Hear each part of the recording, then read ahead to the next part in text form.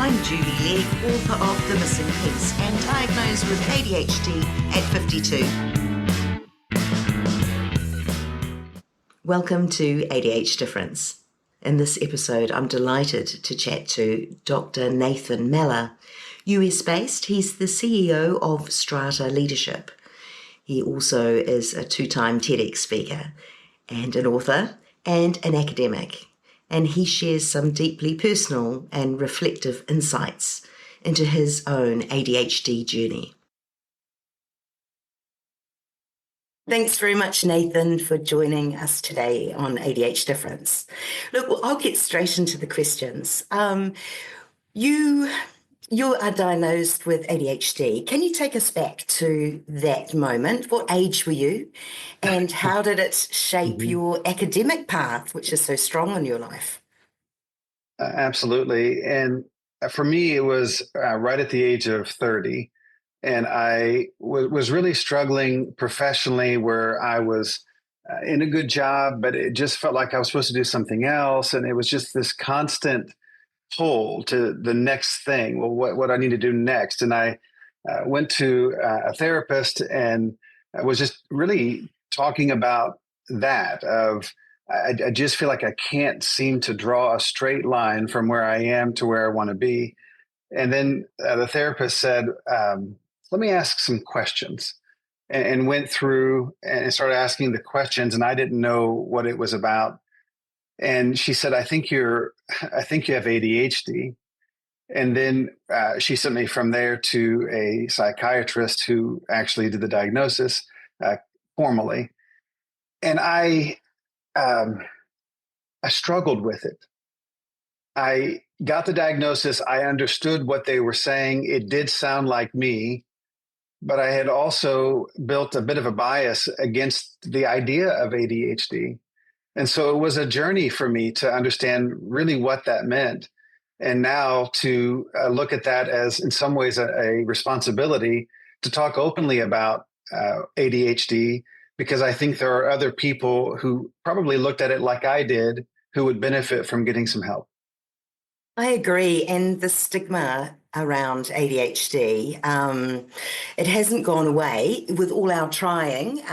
It's still very much a stigma today. What have you experienced? What were your thoughts when you were diagnosed, thinking about, gosh, I've got ADHD?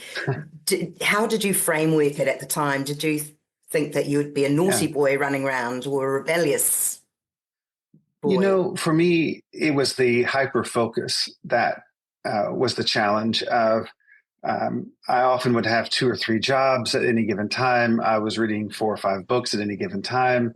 And it was just on all the time. It was just exhausting to be me. And I thought, well, maybe that's because I have been, I have some special capacity or whatever.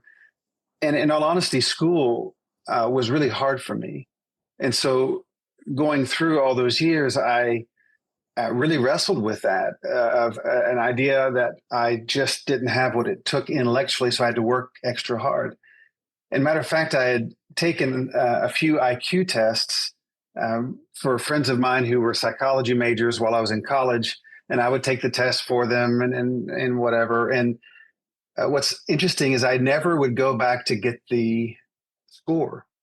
One, IQ tests have limitations, but 2, I didn't want to have it confirmed that I just wasn't very bright. And so I would never go back to get the results. And when I got my diagnosis for ADHD, the psychiatrist said, I want to take you through some additional assessments. And they did an IQ test for me at that time. And they said, well, what do you think your score is? And I gave an honest score, which was pretty low. And they came back and they said, no. And they gave me the actual score, which was a pretty high score. And I began this journey of, I felt like if I could use an analogy of a vehicle, I had this V12 engine, and then I had a transmission where it didn't connect. And so I had all this ability, but I felt like I couldn't get it to go. And that began the journey of understanding why. And I'm grateful that I learned at the age of 30. I also wonder what would happen if I had learned earlier. Yes. Yes. There's all these whys, isn't it, when you retrospectively look back. Now, Mm-hmm. your academic career, really, you've done Right. amazing things.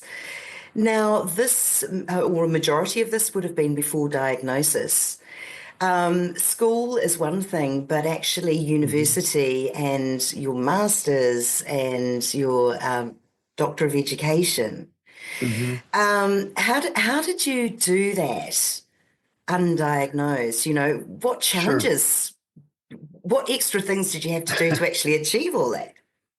A lot of it was just sheer effort. I remember going to some of the more difficult classes. They would meet.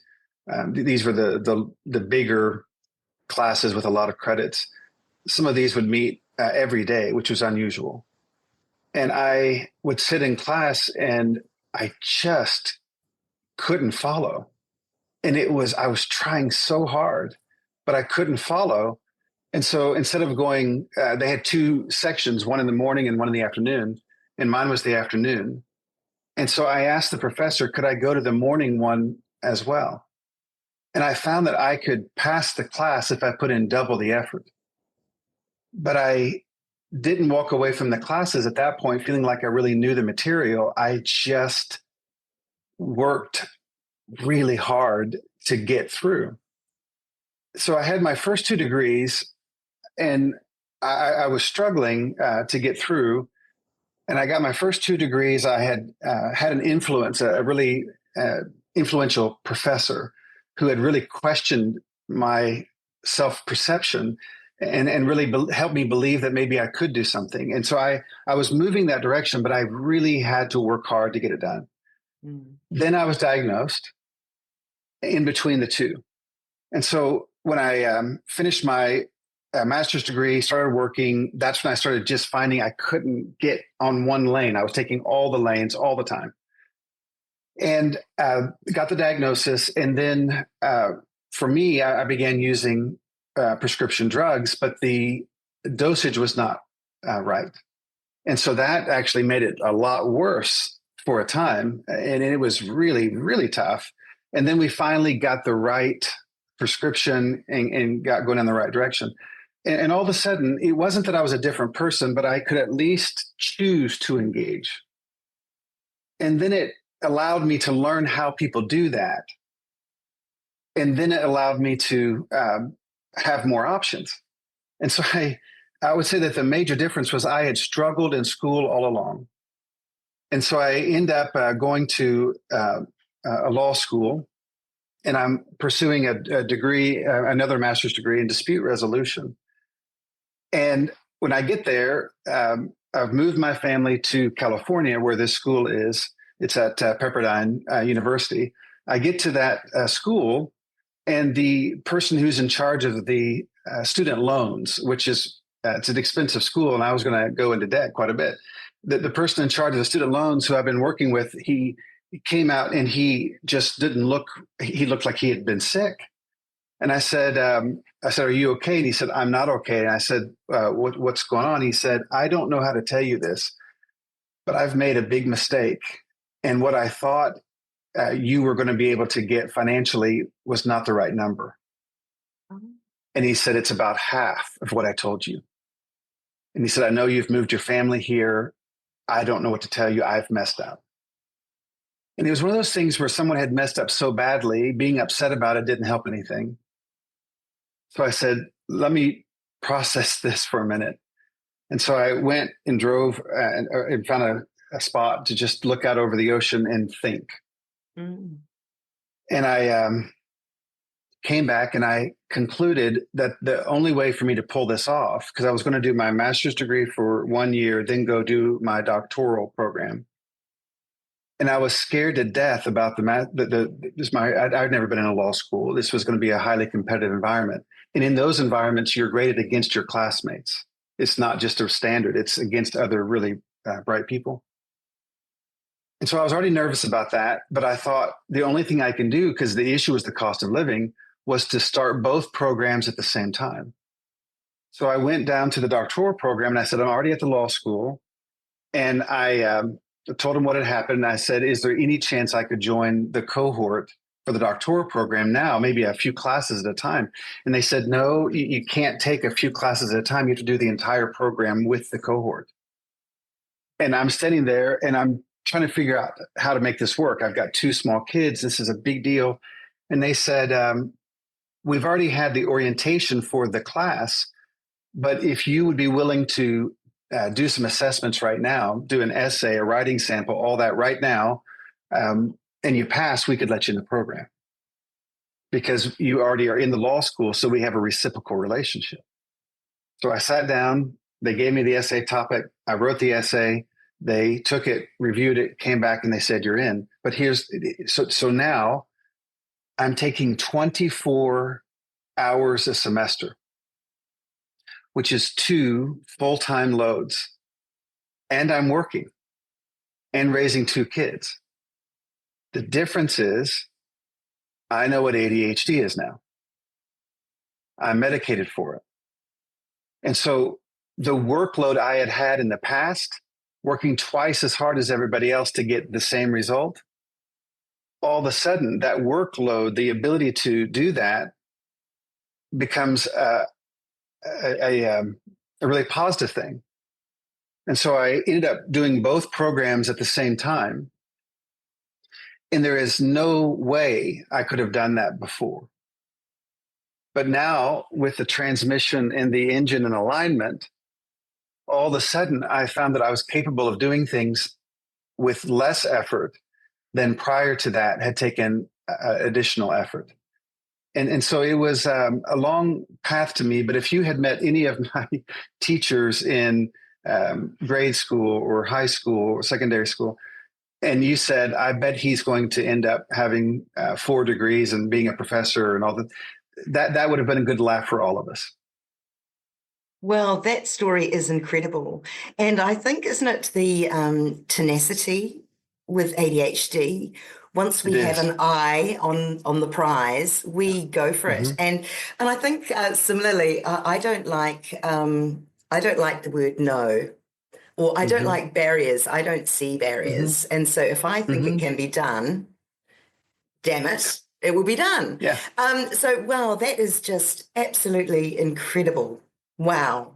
So that was your study. Now, of course, after your success there, you've continued to be, CEO, you're an author, you're executive coach, you've been a keynote speaker. How did your studies lend to this? What was the journey? Sure.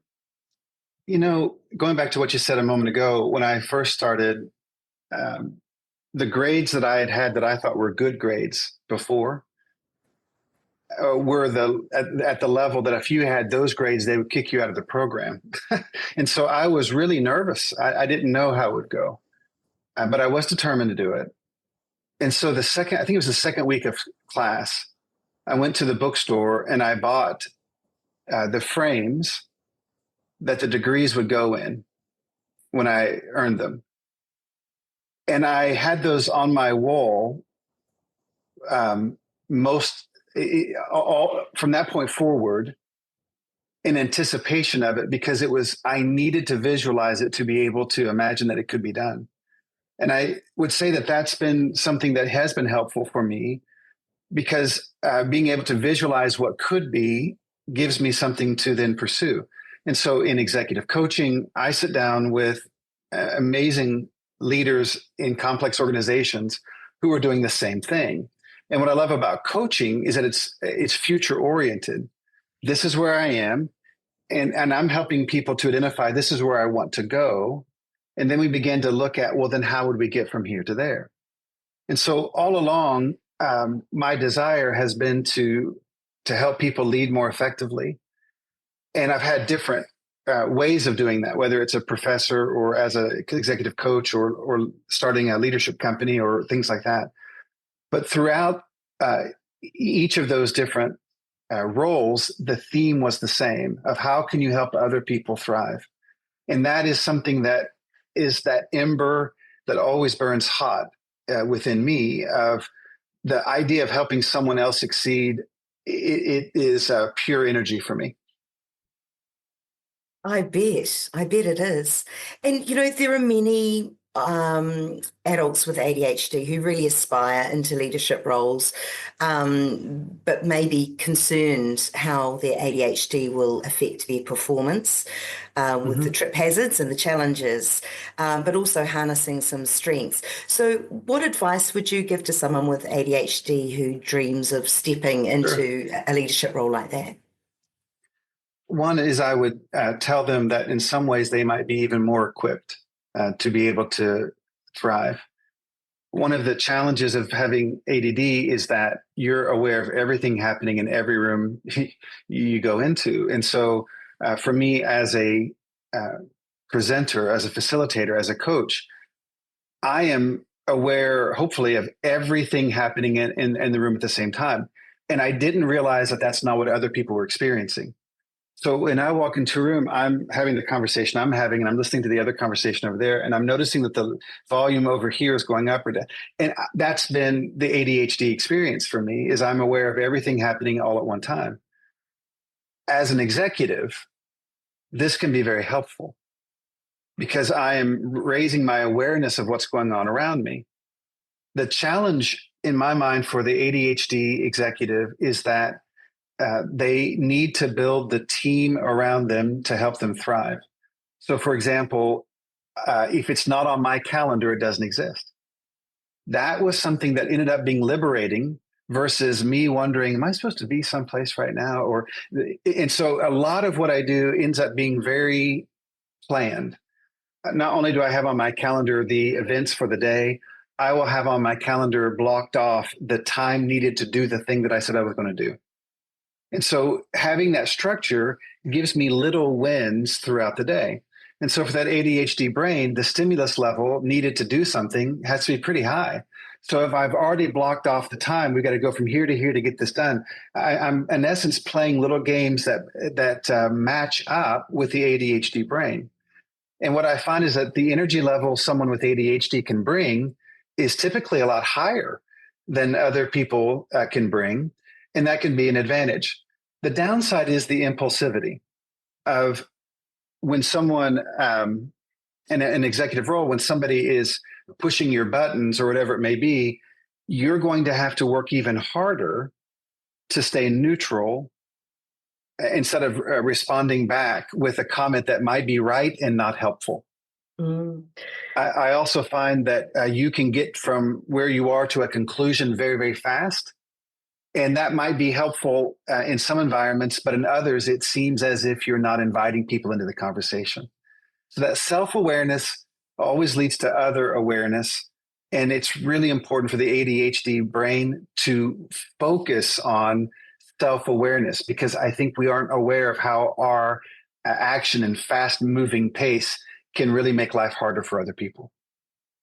Those things absolutely rang lots of bells for me. I think when you were talking about observation,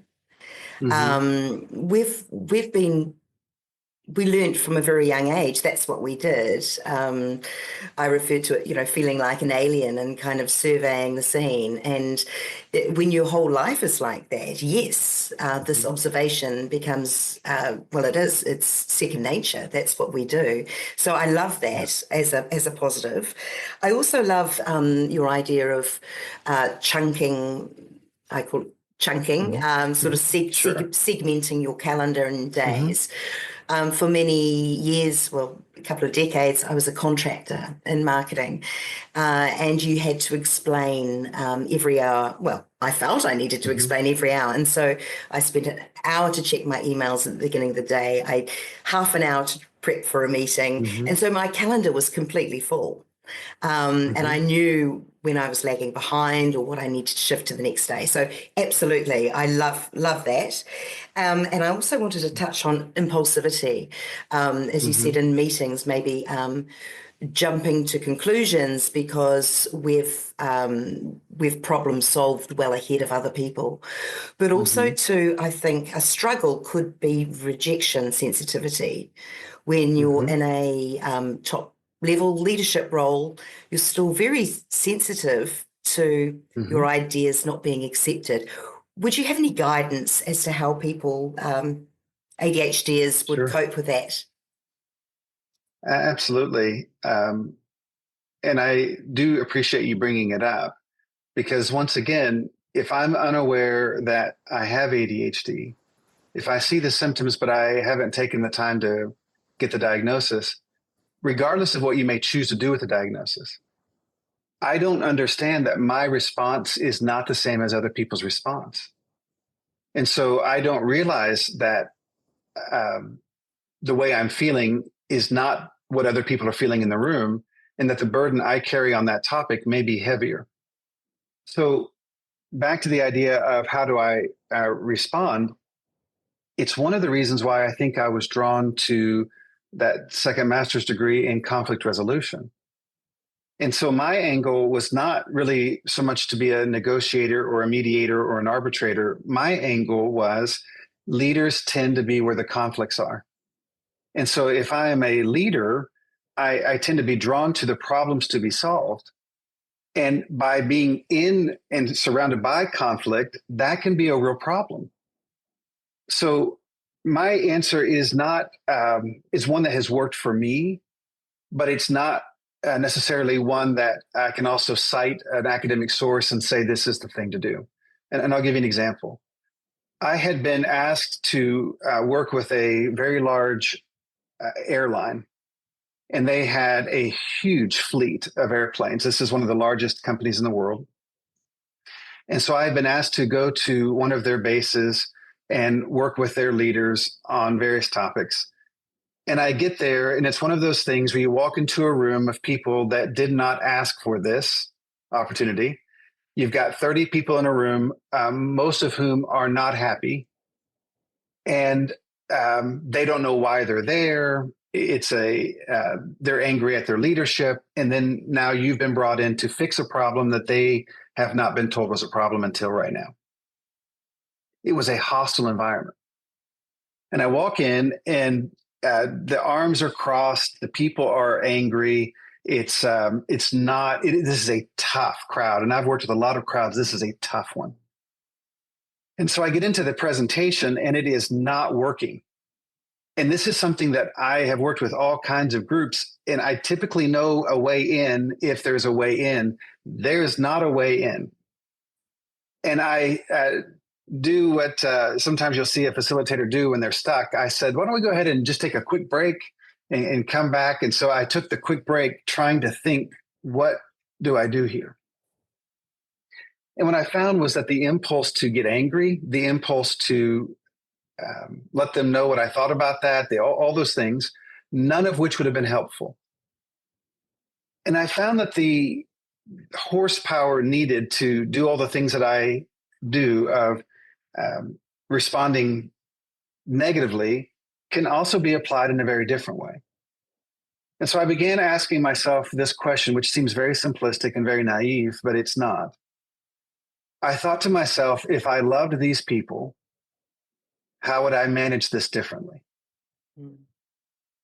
And it dawned on me, I'm not going to entertain them into listening. I'm not going to intimidate them into listening. I'm not going to impress them into listening. But if I would take a posture of, wow, their response is very hostile, what could possibly be the reason why that's the case? I would learn later that that's the way to re-engage the executive function of your brain. But at the time, my idea was if I loved them, I would increase my patience capacity. And I thought to myself, don't be threatened by their anger. Let their anger be translated into passion, and they're passionate about something that they feel like they're not getting. Serve them, love them, help them. That is not the normal tone for the corporate world. And I have found that that is something that probably should be.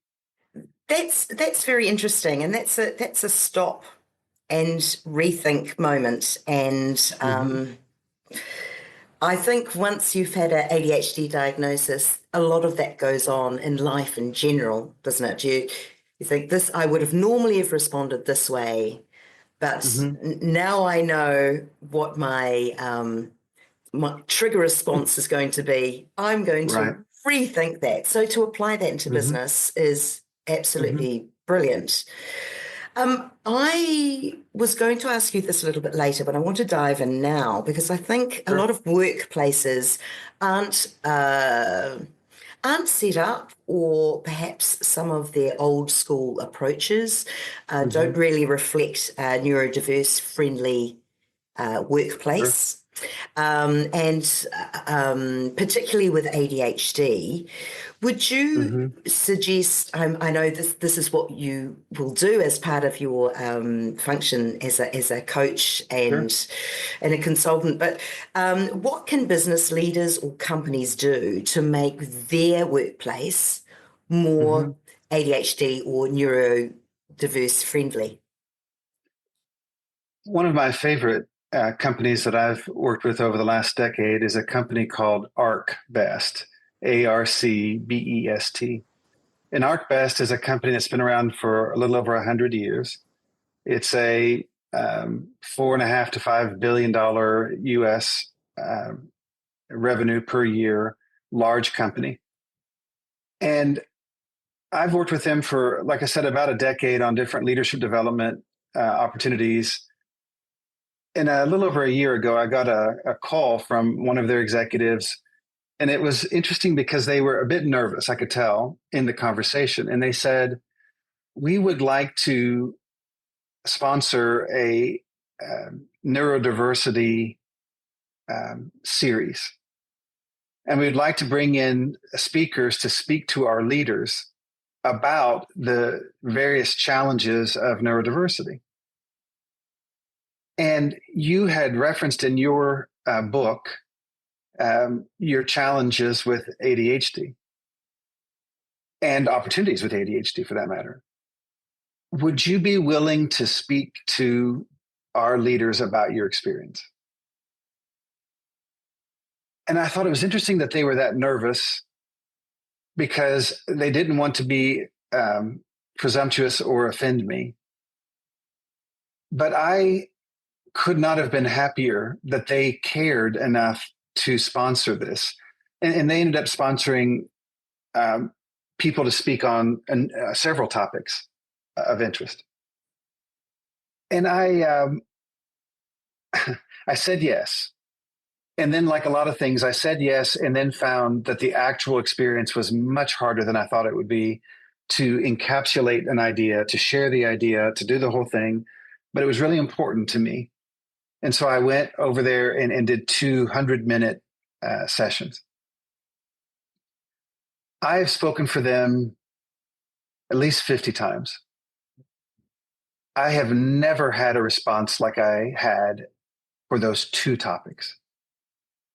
And what I found was that people are primed to do differently, but they don't know what to do. They recognize the value of neurodiversity. They recognize the impact of neurodiversity, and they want to be allies, but they don't know what they're supposed to do to help.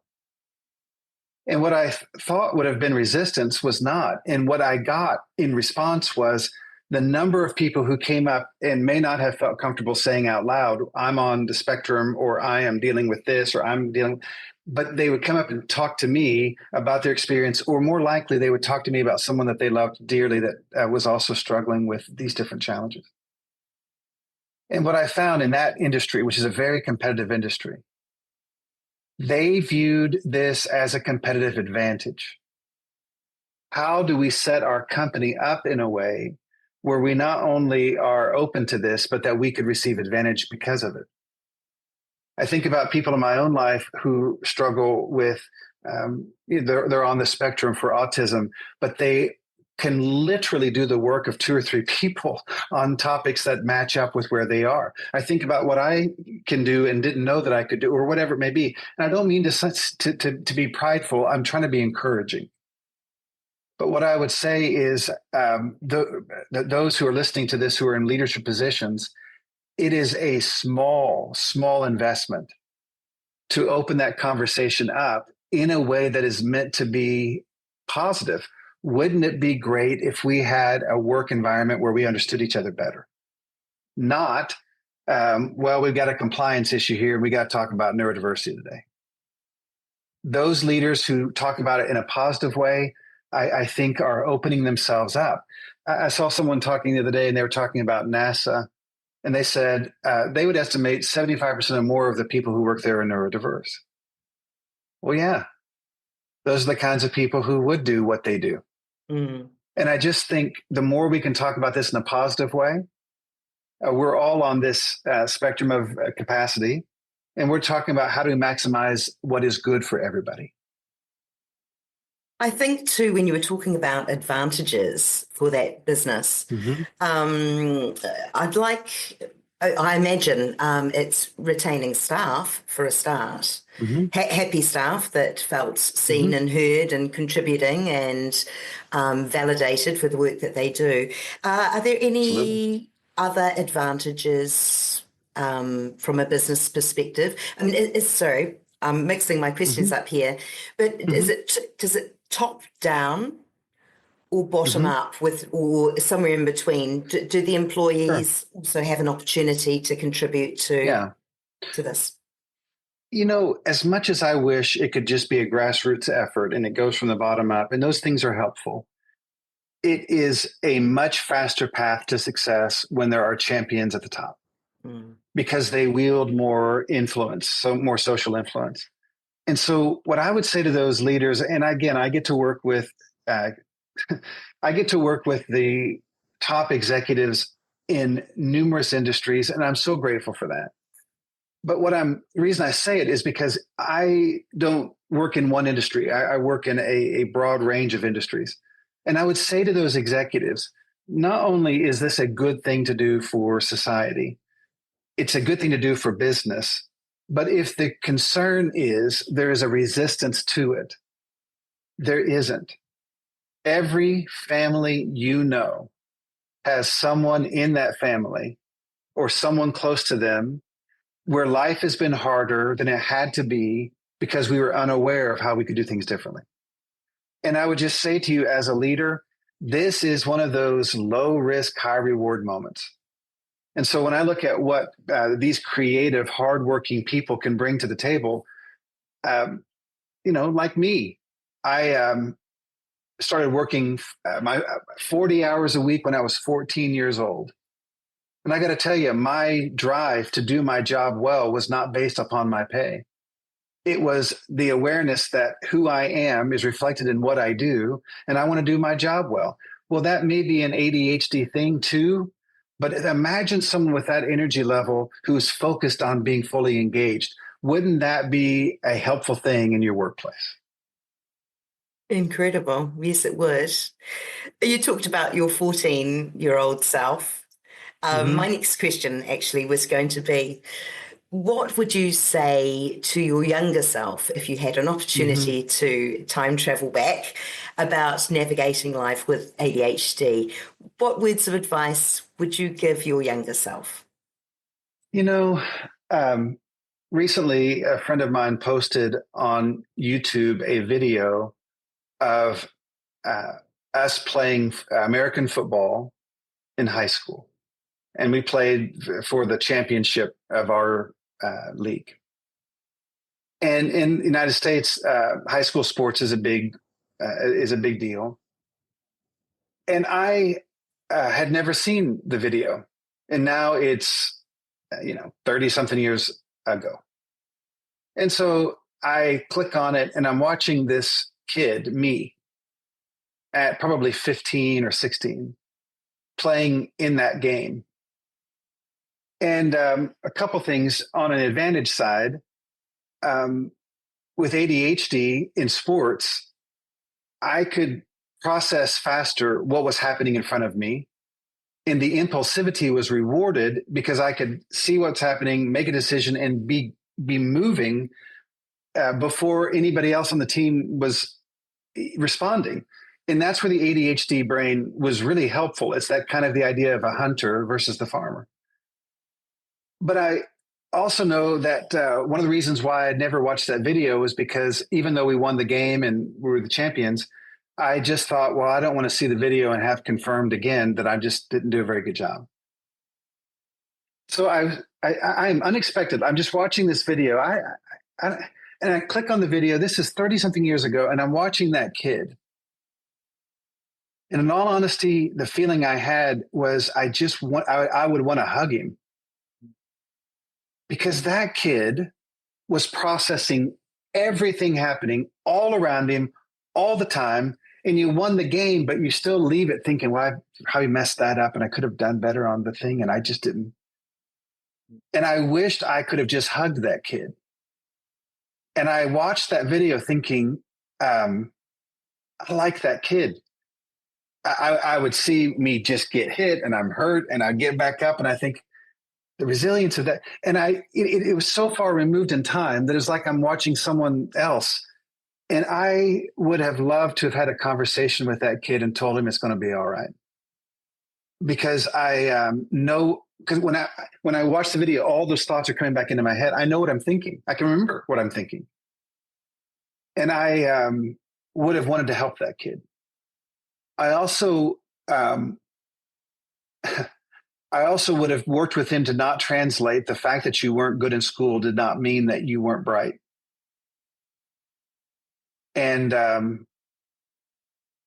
it was around that time I failed 2 classes and had to take them over. I think I'm the only kid in the whole class that failed either of them, and I failed both. And it began to feed this idea that you're just not very smart. And I'm okay with if that were the truth, but it wasn't even true. There are a lot of good people who aren't real bright, but the point was you were believing something that was never true, because what was being tested and the way that you're being taught didn't match the way that your brain worked. And once you could unlock that, some really good things were going to happen. But I would say that the primary feeling I would have towards that kid is compassion, because the world wasn't going to slow down for him. But if he had people come along aside him, there were a lot of things that he could have done that he just was not aware of at the time. And I would have wanted to help that kid. Well, all I can say, Nathan, is wow, you have an amazing story of resilience and success. And I really wish that leaders listen to this and give you a call, damn it, because just with a different lens, how really the workplace can be transformed. And neurodiversity isn't going away in a hurry, and we are everywhere.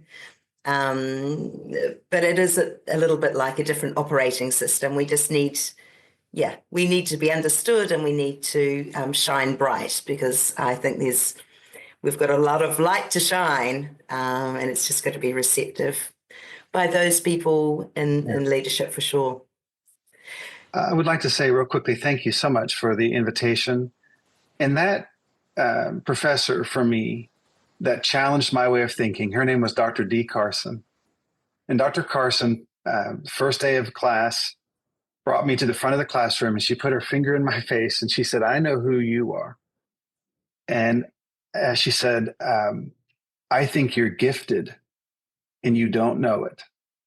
And she made me sit in the front of the class. And I remember sitting there because she said, I expect you to make an A in this class, and this class is not easy.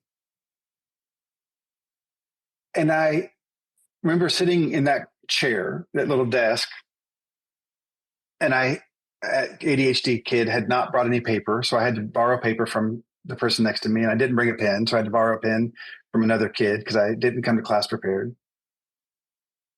I remember sitting there thinking, what if she's right? And I would take everything she said, I would write down. Because I found an educator who knew how to unlock what I didn't know was available. And I would just say to all those educators out there that are wondering, is it worth it with that kid that's a bit of a challenge? Thank you. Because it starts in school. It starts with those coaches. It starts early with some compassion towards someone who is clearly trying and the normal path is not going to fit. So for the extra late nights that I may have cost those teachers along the way, thank you. And thank you to Dr. D. Carson. And thank you to you for hosting a program like this one. There is more reason for optimism now than ever before. And there's more reason for us to think we can do this. And how does the world look differently if we can open that opportunity for people whose brains may think differently to solve problems that we've not been able to solve before? Thank you very much, Nathan.